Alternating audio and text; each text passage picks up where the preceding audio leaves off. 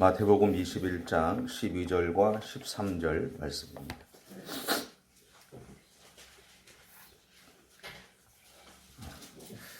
제가 봉독하겠습니다. 예수께서 성전에 들어가사 성전 안에서 매매하는 모든 사람들을 내쫓으시며 돈 바꾸는 사람들의 상과 비둘기 파는 사람들의 의자를 둘러 엎으시고 그들에게 이르시되 기록된 바 내 집은 기도하는 집이라 일컬음을 받으리라 하였거늘 너희는 강도의 소굴을 만드는도다 하시니라. 아멘. 예수님은 성전에서 오늘 본문을 보시면 성전에서 물건을 사고 파는 사람들 향해서 분노하시는 모습을 보여줍니다. 본문 13절에 보면 예수님이 분노하시는 이유에 대해서 이렇게 이야기하는데요. 한번 보시면 이렇게 되어 있어요. 내 집은 기도하는 집이라 일컬음을 받으리라 하였거늘 너희는 강도의 소굴을 만드는도다. 그러니까 예수님이 성전에서 사고 파는 사람들을 향해서 분노하셨던 이유는 한 가지였어요. 원래 성전은 기도하는 집이다라는 거죠. 하나님 앞에 기도하는 집, 하나님 앞에 예배를 드리는 자리가 성전인데 너희가 이곳을 강도의 소굴로 만들었다. 다르게 표현하면 너희의 욕심을 채우는 자리로 만들었다라고 하는 겁니다. 그래서 예수님이 오늘 본문에서 보면 이제 화를 내시게 돼요. 여러분 교회당의 기능은 무엇일까요? 제가 교회라고 이야기하지 않고 교회당이라 그랬어요. 왜 당이라 그런지 아시죠? 장소를 이야기하는 겁니다. 자, 우리 교회당이라고 그랬고 예전에는 뭐라 그랬어요? 예배당. 물론 지금도 예배당이라고 표현을 합니다. 예배당이라고 했을 때 그 의미가 뭐예요? 하나님 앞에 예배를 드리는 장소라는 겁니다. 그리고 하나님을 만나는 자리라고 표현할 수 있겠죠. 그래서 예배당하고 교회는 좀 다릅니다. 예배당이라는 곳은, 그러니까 교회당이라는 곳은 예배를 드리기는 장소의 개념이고, 교회라는 것은 이 안에 있는, 그러니까 여러분들이 지금 모여있죠. 하나님 앞에 예배를 드리기 위해서 모여있는 여러분의 공동체. 이게 교회. 엄밀히 구별하면 그렇습니다. 물론 보이는 교회와 보이지 않는 교회라고 해서 보이는 교회를 이제 건물로 표현하고 보이지 않는 교회를 공동체로 그렇게 표현하기도 합니다. 신학적으로 보면. 근데 그런 신학적인 이야기를 할 필요가 없고 일단 그렇게 생각하시면 돼요. 우리가 모여서 예배를 드리는 장소는 예배당, 교회당. 그리고 그 안에서 모여서 예배를 드리는 우리 공동체를 교회라 한다. 그렇게 생각하시면 됩니다. 과거 이스라엘 백성들은 하나님을 만나기 위해서요. 제사장을 통해서 성소에 들어갔어요. 근데 이스라엘 백성들이 들어간 건 아니고 제사장들이 성소에 들어간 거죠. 하나님을 만나기 위해서. 그런데 오늘 우리는 예수 그리스도를 통해서 하나님을 만날 수 있게 됐다는 거죠. 이것을 베드로전서 3장 18절은 이렇게 정언합니다. 한번 찾아보시겠어요? 베드로전서 3장 18절인데 제가 신약성경 380페이지 신약성경 380페이지 베드로전서 3장 18절 신약성경 380페이지 베드로전서 3장 18절 찾으셨어요? 네, 우리 같이 한번 읽겠습니다. 그리스도께서도 단번에 죄를 위하여 죽으사 의인으로서 불의한 자를 대신하셨으니 이는 우리를 하나님 앞으로 인도하려 하심이라. 육체로는 죽임을 당하시고 영으로서는 살리심을 받으셨느니라. 아멘. 여기에 보면 이야기하는 게 뭐냐면 그리스도께서 단번에 죄를 위하여 죽으사 의인으로서 불의한 자를 대신하셨다. 이렇게 하신 이유는 우리를 하나님 앞으로 인도하려고 하셨다라고 그렇게 표현하고 있죠. 그러니까 우리가 과거의 이스라엘 백성들은 제사장을 통해서 성소로다 하나님 앞에 예배를 드렸다면 오늘 우리는 예수 그리스도를 통해서 하나님 앞에 예배를 드릴 수 있는 이유는 다른 것이 아니라 예수 그리스도가 우리의 대속제물이 되셔서 십자가에서 우리를 대신해서 그분의 삶을 죽으심으로 우리가 더 이상 우리를 올가매던 죄의 굴레에 얽매여 있는 것이 아니라 거기에서 자유를 얻게 됐다라는 거죠. 그 이야기는 다르게 표현하면 우리가 하나님의 자녀의 자리를 회복했다는 것을 의미합니다. 동시에 그 결과 우리는 하나님을 아빠, 하나님을 아버지라고 부를 수 있게 됐다라는 얘기입니다.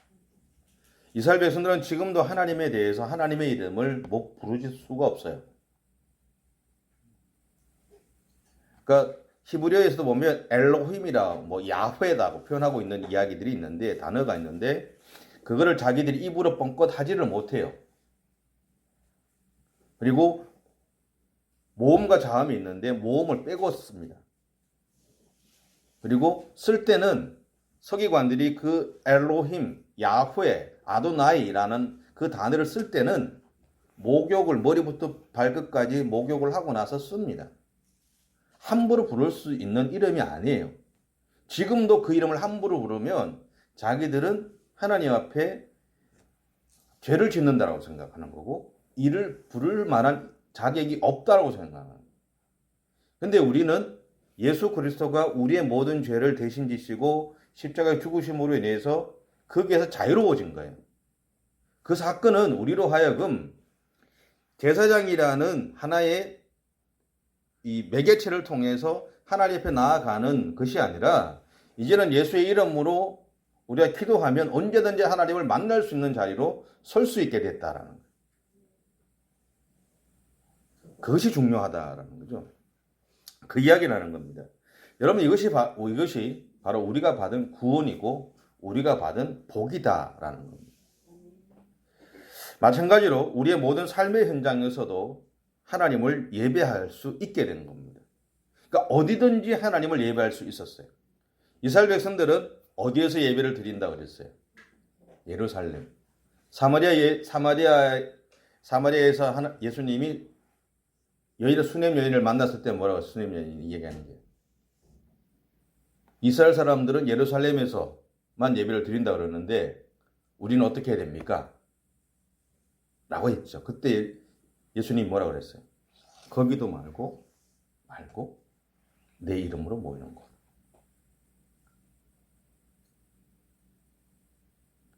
장소적인 의미가 예루살렘이라는 곳에 머물러 있었지만 예수 그리스도가 오심으로 인해서 우리가 모이는 곳, 우리가 머물러 있는 곳이 바로 예배 드리는 장소가 되었다라는 겁니다.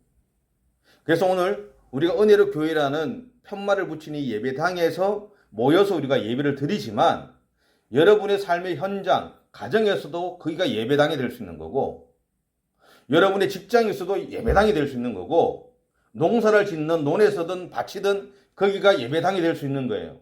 거기서 내가 하나님을 예배한다면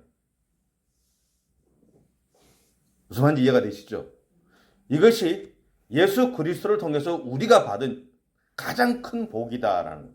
어느 곳이든 언제든지 항상 하나님 앞에 예배 드릴 수 있게 되었다라는 겁니다. 예수님을 믿음으로 성령이 우리 안에 내주해 계시게 됐잖아요. 그리고 그 결과 우리 몸은 성령이 거하는 장소가 되었습니다. 그래서 성경에 보면 너희 몸은 하나님의 거룩한 전이다 라고 표현했죠. 다시 말하면 우리는 하나님의 영이 거하시는 성전이 되었다라는 겁니다. 우리가 성전이 되었다라는 거예요. 그래서 우리 몸을 거룩하게 지켜나가라는 거예요. 우리 몸을 함부로 쓰지 말고 거룩하게 쓰라. 왜? 우리 안에 하나님의 영이 거하시고 있기 때문에. 과거에는 내가 내 마음대로 쓰다가도 쓸지 모르지만 이제부터라도 내가 내 안에 하나님의 영이 계시지, 성령이 나와 함께 계시지, 내 몸을 내가 조금은 더 내 마음대로 쓰는 것이 아니라 이제는 내가 하나님을 위해서 조금 더 내 스스로를 정결하게 하고 살아가야 되겠다 하는 거예요. 여러분의 몸이 성전이다라고 했으니까 여러분이 어디에 있든 간에 예배를 드릴 수 있는 장소가 이미 준비됐죠. 여러분이 준비가 되어 있는 거예요. 그래서 하나님 앞에 예배를 드리면 거기가 바로 예배 초소가 되는 거죠. 그것이 예배가 되는 겁니다.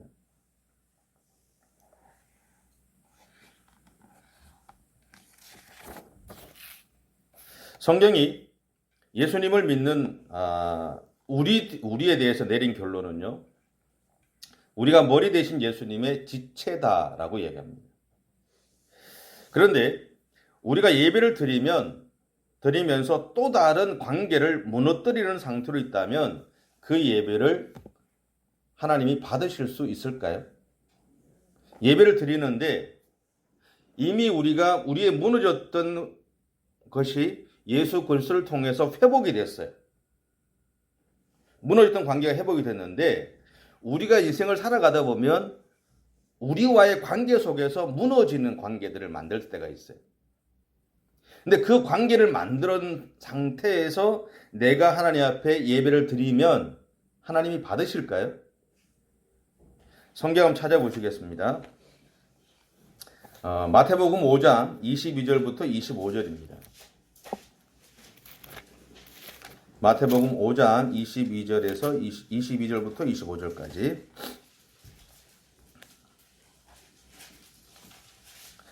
이 말씀 속에서 예수님이 우리에게 한 가지 이야기하는 게 뭐냐면 예배 드리는 자의 자세에 대해서 이야기를 합니다. 같이 읽어볼게요. 시작. 나는 너희에게 이르노니 형제에게 노하는 자마다 심판을 받게 되고 형제를 대하여 나가라 하는 자는 공회에 잡혀가게 되고 미련한 놈이라 하는 자는 지옥불에 들어가게 되리라. 그러므로 예물을 제단에 드리려다가 거기서 내 형제에게 원망 들을 만한 일이 있는 것이 생각나거든. 예물을 제단 앞에 두고 먼저 가서 형제와 화목하고 그 후에 와서 예물을 드리라. 너를 고발하는 자와 함께 길에 있을 때에 급히 사화하라. 그 고발하는 자가 너를 재판관에게 내어주고 재판관이 우리에게 내어주어 옥에 가둘까 염려하라. 한 가지 더 보겠습니다. 6장 마태복음 6장 14절 15절입니다. 찾으셨죠? 6장 14절 15절 같이 읽습니다. 너희가 사람의 잘못을 용서하면 너희 하늘 아버지께서도 너희 잘못을 용서하시려니와 너희가 사람의 잘못을 용서하지 아니하면 너희 아버지께서도 너희 잘못을 용서하지 아니하시리라. 아멘. 결국 이 말씀들은 우리에게 한 가지를 이야기합니다. 우리가 하나님 앞에 예배 드리기 전에 누군가와 싸운 일이 생각난다면 또 누군가와 관계가 무너진 것이 생각난다면 먼저 그 사람을 찾아가서 용서를 구하거나 그 사람과의 관계를 회복한 다음에 하나님 앞에 예배를 드리라는 거예요. 여러분 스스로가 잘 아시죠? 여러분도 많이 경험해 보셨을 여러분 아닌가? 저는 많이 경험해 봤는데 내 안에 사람과의 관계가 무너져 있으면 하나님과의 이 관계가 예배잖아요. 그죠? 예배를 드릴 때 하나님과의 관계가 원활하지 않아요. 목사기 때문에 교인들 앞에서는 원활한 것처럼 행동하지만 실제로 제 안은 그렇지 않다라는 거죠. 그리고 성도들은 그 예배를 통해서 하나님 앞에 예배를 드릴 때 하나님이 그 예배를 받으시지만 정작 그 예배의 인도자가 되는 목사인 저는 그 예배를 하나님이 받지 않으신다라는 생각을 하는 거예요. 제가 드리는 예배는. 여러분이 저를 통해서 하나님 앞에 예배를 드리는 게 아니죠. 그렇게 생각하시면 안 됩니다. 여러분은 저를 통해서 목사를 통해 하나님 앞에 예배를 드리는 게 아니에요. 여러분들은 저도 마찬가지고 여러분도 마찬가지고 우리는 예수 그리스도를 통해서 하나님 앞에 예배를 드리는 겁니다. 다만 목사는 앞에 서서 여러분들이 하나님 앞에 집중해서 예배 드릴 수 있도록 돕는 역할을 하는 거예요. 도와주는 통로가 되어주는 거죠. 보호하는 역할을, 길을 열어주는 역할을 하는 것이 목사일 뿐입니다. 그런데 그러다 보니까 여러분도 예배자고 저도 예배자죠. 근데 내가 사람과의 관계가 무너져 있는 상태에서 하나님 앞에 아무리 예배를 드려도 겉으로는 다 웃고 하는데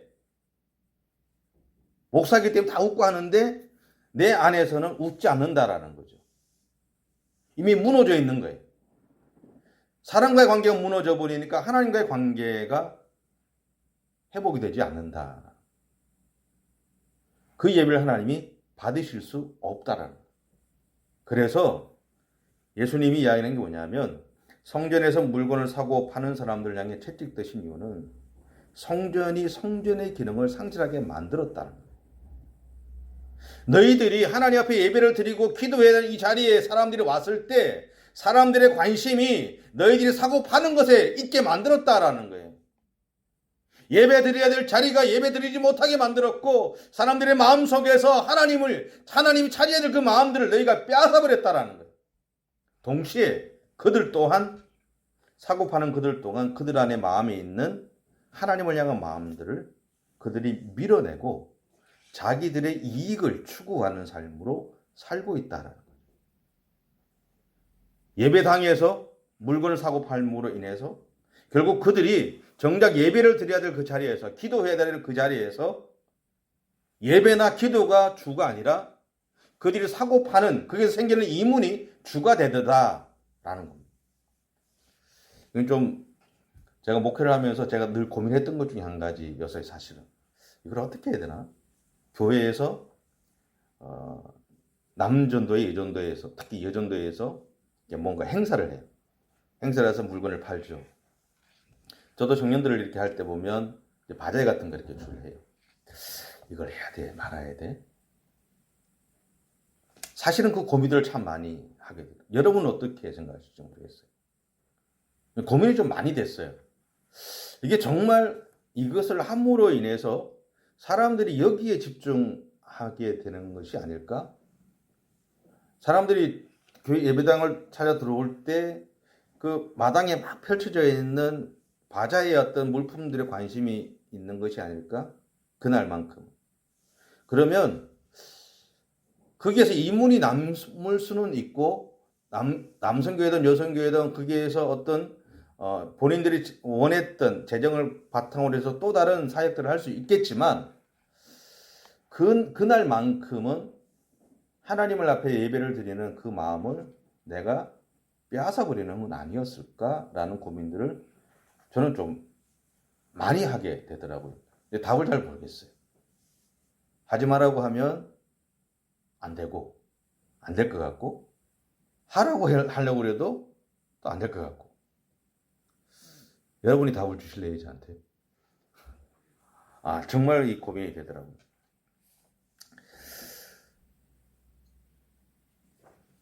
왜 예수님이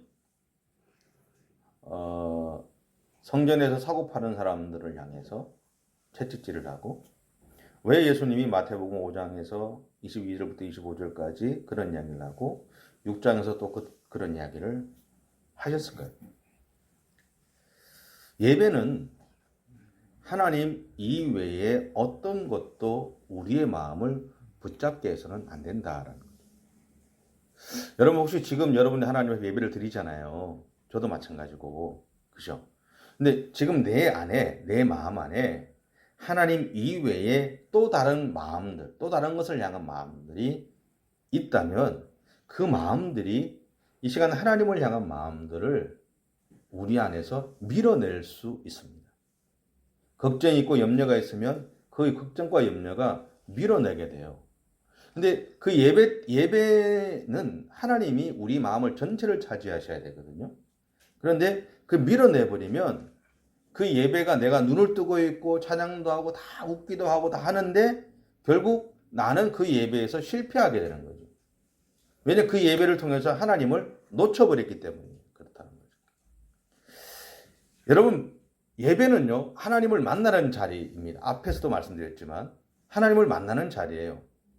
하나님을 만나는 자리에서 분명히 앞을 보고 있는데 뭔가 초점이 없다든가 머리에 딴 생각을 하고 있다든지 누구 다른 사람과 만났는데 이야기를 하고 있는데 이 사람이 막 이야기를 하고 있는데 열심히 막 이야기하는데 나는 딴 생각을 하고 있으면 이 사람 이야기가 딱 끝나면 대화가 돼요? 안 되죠. 왜냐하면 그 사람이 무슨 이야기를 했는지 나는 듣지 않았잖아요. 딴 생각을 하더라. 여러분, 예배 가운데서 하나님은 우리를 향해서 이야기하세요. 하나님 이야기하신다니까요. 이야기하시는데 내가 하나님을 향해서 그 이야기하시는 하나님을 향해 집중하지 않으면 딴 생각을 하고 있으면 그 이야기를 들을 수 있을까요? 없어요. 불가능해요. 그래서 예수님이 성전에서 사고 파는 사람들을 향해서 채찍질한 거예요. 사람들이 하나님을 생각해야 하는 그 자리에서 하나님을 생각할 수 없도록 만드는 요소들을 만들지 마라. 앞에서 제가 고민을 이야기했잖아요. 이건 어쩌면 제가 죽을 때까지, 목사라는 이 직책을 내려놓을 때까지 제가 해야 될 고민일지 몰라요. 근데 그거는 제가 목사이기 때문에 제가 해야 될 고민인 거예요, 사실은. 그죠? 근데 그거를 제가 회피할 필요도 없고 감당해야 될 부분이죠. 그런데 분명한 것은 우리가 기억하자라는 거죠. 예배는 하나님을 만나는 자리. 그러다 보니까 하나님이 말씀하시는 거, 나에게 하시는 말씀이 분명히 있다라는 거죠. 그럼 거기에 대해서 내가 집중해야 된다. 내 안에 하나님을 가득 차면 하나님이 아주 이렇게 작게 이야기해도 알아들어요. 여러분, 이렇게 막 사랑하는 사람이 있잖아요. 그죠? 막 사랑하면 옆에서 저쪽에서 뭐라고 자기 혼자 사랑하는 사람이 뭐라고 이야기를 해. 그 이야기 들릴까요? 안 들릴까요? 들린다면 사실은 거짓말이죠. 근데 느낌으로 알아요. 저 사람이 어떤 이야기 하는지 대충 알아요. 그렇죠? 마음이 통하는 거잖아요. 우리가 하나님을 향해 집중한다. 그분과 그는 하나님이 우리에게 이야기하신다는 것은 그런 거예요. 하나님이 우리가 하나님을 향해서 예배할 때 우리의 마음이 하나님 가득 차면요. 하나님이 여러분에게 오늘도 여러분이 예배를 드리는 매 순간순간마다 이야기하세요. 제가 이렇게 이야기해주면 그러면 여러분 물으실 거 아니에요. 목사님은 매 순간마다 느끼세요? 아니요. 그렇지는 않아요. 그 이야기는 뭐예요? 제가 매 순간 집중하지 못하고 있다는 얘기잖아요. 부끄러운 얘기지만 여러분이나 저는 마찬가지다라는 거죠. 그러니까 우리 해보자라는 거죠. 예배드리는 시간만큼은 하나님을 향해서 집중해보자. 하나님으로 가득 채워지지 못하게 만드는 것들은 우리의 삶에서 빼버리자. 그래서 예수님이 이런 이야기도 하셨던 거예요.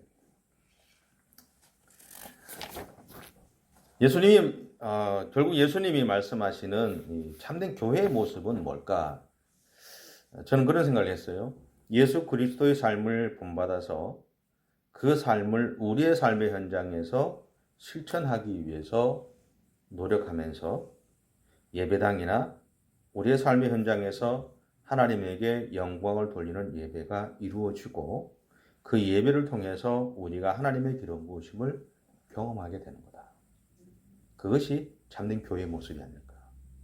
우리가 하나님을 예배하고 하나님이 우리에게 은혜를 부어주시고 하나님의 기름 부으심이 우리 가운데 이루어지는 것. 그것이 참된 교회의 모습이 아닐까. 여기서 우리가 한 가지 기억해야 하는 것이 있습니다. 그것은 교회가 살아야 민족이 산다. 물론 이제 요즘 교회가 세상에서 인정받지 못하잖아요. 그거 상관없고요. 여러분 우리가 기억해야 되는 게 있어요. 교회가 살아야 민족이 살아요. 교회가 살아야 개인이 살고요. 교회가 살아야 가정이 살아요. 여기서 말하는 교회가 살아야 된다는 의미는 뭐냐면요. 교회 공동체가 건강해야 된다는 거예요. 교회 공동체가 건강해야 된다는 거예요. 무슨 말이냐면 나만 막 생각하고 사는 게 아니고 다른 사람들이 보여주기 위해서 막 열심히 하는 게 아니라 은혜 막 있는 것 같이 사는 게 아니라 그런 사람들은 집에 가면 다 틀려요. 교회에서 생활하는 거하고 집에서 생활이 틀리거든요. 그러니까 자녀들이 교회 안 다녀요. 왜냐하면 부모가 다른 모습이잖아요. 교회에서는 한없이 막 인자하고 한없이 막 그런데 집에 오면 엄격하거든. 교회에서는 누구들 만나든 다 이렇게 이야기 들어주는데 집에 오면 자기 얘기 안 들어주거든. 그럼 그 아이들이 설 자리가 없는 거예요. 교회가 건강한, 교회가 살아야 된다는 거는요. 교회에서 교회 공동체 속해 있는 성도들의 삶이 교회에서 모습이나 집에서의 모습이나 동일해야 된다. 여러분, 우리가 하나님의 성령이 거하는 전이다 그랬죠. 성전이라 그랬어요. 그죠? 예배 드리는 장소로서의 예배당. 제가 지금 이야기하는 교회라는 개념은요. 교회당을 이야기하는 게 아니에요. 예배 드리게 모여있는 우리 공동체를 이야기합니다. 그러면 우리의 삶이 예배 드리는 삶이나 교회당에서 모였던 삶이나 집에서의 삶이나 직장에서의 삶이나 우리 안에는 동일하게 하나님의 성령이 가고 계세요. 집에 있을 때나 예배당에 있을 때나 직장에 있을 때나 동일하게 가세요. 그죠? 그 성전으로서의 교회가 살아야 된다는 거예요. 그래야 그 성전으로서의 개인의 성전으로서의 교회가 살아야 교회가 사는 거고 민족이 사는 거예요. 그럼 가정이 사는 거예요. 당연히 그렇죠. 동일하잖아요. 동일한 모습이잖아요. 그래서 분당에 있는 어느 교회는 예배당 겉에다가 큰 글씨를 하나 써놨어요. 뭐라 써놨냐면 교회가 세상의 희망입니다. 써놨어요. 많은 사람들은 그것이 예배당을 이야기하는 거라고 생각할지 몰라요. 근데 저는 그렇게 생각해요. 개인으로서의 교회, 공동체에서의 교회가 살아야 된다라는 거예요. 그런데 이런 공동체, 교회 공동체가 영적으로 병들면 어떻게 되겠습니까? 하나님을 예배해야 할 장소가 자기의 만족을 채우기 위한 장소로 변질될 거예요. 그렇죠? 그리고 단순히 직분에 맞는 의무를 행하기 위한 장소로 바뀔 겁니다. 여러분, 이런 교회에는 하나님이 계실까요? 그런 교회는 하나님이 안 계세요. 여러분 잘 아시는 예화 중에 그런 거 있잖아요. 미국의 한 흑인이 수요일인가 예배를 드리러 갔는데 가보니까 거기가 100인만 들어가는 예배당이었대요. 못 들어가고 앉아있는 거예요. 예배는 드려야 되잖아요. 못 들어가고. 그런데 이래 보니까 또 다른 분이 한 분 계세요. 그래서 이제 이 사람이 그 먼저 왔던 사람이 이 사람한테 물어요. 너 당신 왜 못 들어갑니까? 그러니까 제가 흑인인데 여기는 100인만 들어간대요. 그래서 제가 못 들어가요. 라고 얘기하니까 괜찮다고. 나도 못 들어갔다고. 그게 예수님이었다 그러잖아요.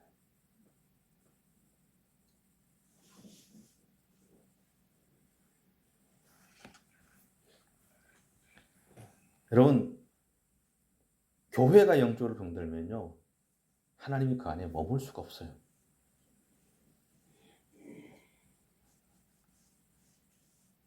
그 안에 있을 수 있는 거는요, 스스로 주인이 되어서 자기 만족을 위한 축제를 행하는 사람들뿐입니다.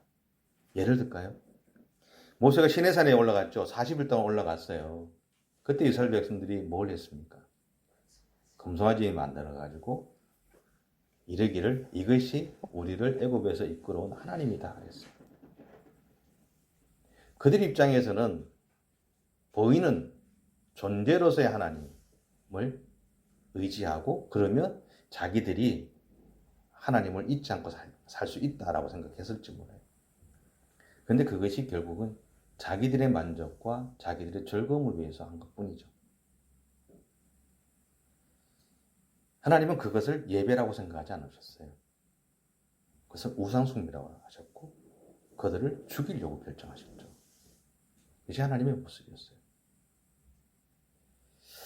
만약 또 우리가 썩은 물을 마시면 어떻게 되겠습니까? 우리의 몸에 문제가 생기게 되겠죠. 우리 교회 공동체가 병들면요, 우리 안에 수많은 어려움들이 생기게 됩니다. 그리고 그것은 결국 우리의 영혼과 육체까지 병들게 만들죠. 만약 혹시 이 이야기는 저도 지금 해당되는 이야기예요. 여러분 안에 하나님과의 관계가 지금 바로서 있지 못하다면 그리고 하나님을 향한 예배가 여러분 안에 세워져 있지 않다면 먼저 하나님 앞에 나아가셔야 합니다. 그리고 우리의 믿음 없음에 대해서 용서를 구해야 되고요. 성령의 임재하심이 우리 안에서 회복되도록 하나님의 은혜를 구해야 합니다. 병들 수도 있어요. 교회 공동체가 병들 수도 있고요. 썩은 물을 마실 수도 있어요. 우리가 인생을 살다 보면 그 일들이 참 많이 일어나요. 교회 공동체만 일어나는 일들이 아니에요. 썩은 물을 마실 수도 있고 병들 수도 있어요. 그런데 거기에 머물러 있어는 안 된다라는 거죠. 썩은 물을 마신 것을 알았다면, 병들었다는 것을 알았다면 하나님 앞에 가야 된다는 거예요. 그 병든 것을 고칠 수 있는 분은 하나님밖에 없어요. 썩은 물을 먹어서 탈이 난 것을 고칠 수 있는 분은 하나님밖에 없어요. 썩은 물을 마셨던 내 믿음 없음, 병든 상황까지 갔던 내 믿음 없음에 대해서 하나님 앞에 용서를 구하고, 지금은 그 썩은 물을 마시고 병들어서 하나님이 거하시는, 성령이 거하시는 전이 되었던 내 몸이 상해져 있지만 하나님 다시 이것을 회복시켜 주세요. 다 용서해 주시고 다시 성령께서 내 안에 임재하셔서 그 거룩한 성전으로 내가 다시 회복되어져서 하나님과 그렇게 내가 만나고 싶어요. 하나님 그 은혜 가운데 살고 싶어요. 라고 하나님 앞에 도움을 요청해야 된다. 그런 분명한 것은요, 내가 영적인 시험을 이기지 못할 때, 무너졌을 때 나만 무너지는 것이 아닙니다. 내가 무너지면요 공동체도 무너져요. 여러분 그런 이야기 아시잖아요. 미꾸라지 한 마리가 개천을 흐리게 한다 그러죠. 자기도 모르게 내가 영적으로 무너져 있을 때요, 나는 수많은 사람들을 아프게 만들어요. 내가 속해 있는 공동체를 무너뜨리는 일을 합니다. 나도 몰라요. 내가 아파서 그런 거예요. 교회 공동체 안에서 누군가가 힘들어하고 아파하는 사람이 있다면 그래서 공동체가 필요한 거예요. 믿음의 동료들이 필요한 거예요. 저 사람이 막 유난하게 튀우고 유난하게 뭔가 자기 정신을 못 차리고 막 움직여. 기도해 줘야죠. 사랑으로 품어줘야 돼요. 하나님이 우리 안에 그런 일들이 일어나면요, 병들었던 사람이, 썩은 물을 마셨던 사람이요, 내가 병들었음을 알게 되고 내가 썩은 물을 마신 것을 알게 돼요. 그리고 다시 하나님 앞에 돌아오게 되는 겁니다. 나 혼자 그렇게 할 수가 없어요. 나 혼자 바로 설 수가 없습니다.